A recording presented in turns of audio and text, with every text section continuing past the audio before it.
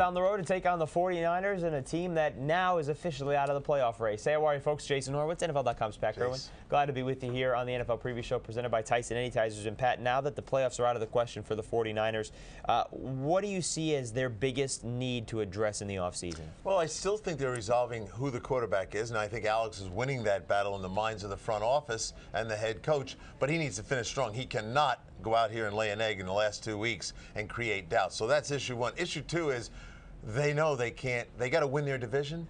To beat the Arizona Cardinals, they got to get a better pass rush. So they're going to be looking for pass rush. But they beat the Arizona Cardinals both times this season. It wasn't beating the division this year. It was beating everybody else outside the division. I like when Joe Staley comes back. I'll like the offensive line. I like those guys. I think Shiloh Rochelle had his problems earlier, but they solved those problems. So I'm not looking for real help in the offensive line. I'll take it in the middle or late round, but I'm not looking to do that early.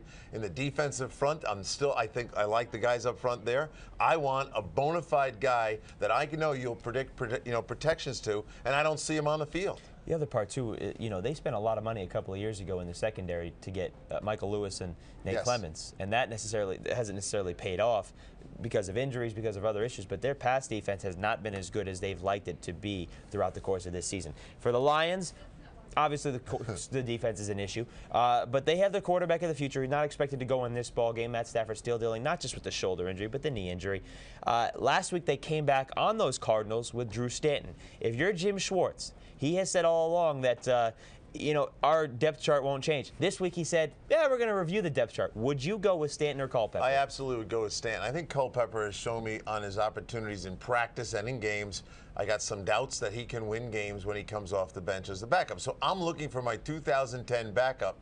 If I got a strong performance from Stanton in the last 2 weeks where I felt he had leadership and done some of the things he did, he's a terrible leaper into the stands. I saw that part of him. But if he could show me that spark, if he could bring that to the table, I would have solved one of my biggest problems, getting a legitimate backup quarterback. So I'm playing Stanton the rest of the way. Yeah, and we'll see what happens here as we're taping in the middle of the week. Jim Schwartz has not announced his starting quarterback yet. All right, Pat, last week we saw Tampa Bay go to Seattle, a team that was out of the playoff race, and put together a victory. Do you think the Lions go to San Francisco and put that same type of package together? No, and you asked me that for the last 2 years that we've done these shows, and I always say no when they go on the road, and I'll continue to say no.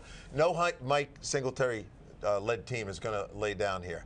They have a lot to do. Mike's parental on the sideline. He's raising a bunch of young players that have to still learn how to win. They will really keep their foot to the pedal on the gas, and they will play very well, and Detroit is going to get run over. Yeah, 2007 still the last. Frank Gore doesn't know they were not in the playoffs. No, Frank Gore is running hard no matter what it is, and he's still a great threat out of the backfield as well. It's 4:05 p.m. Eastern. For more on this game, stay with CBSSports.com. That'll do it for the NFL Preview Show, presented by Tyson Anytizers, the meaty Good Man Snack. For Pat Kirwan, I'm Jason Horowitz. Take care, folks.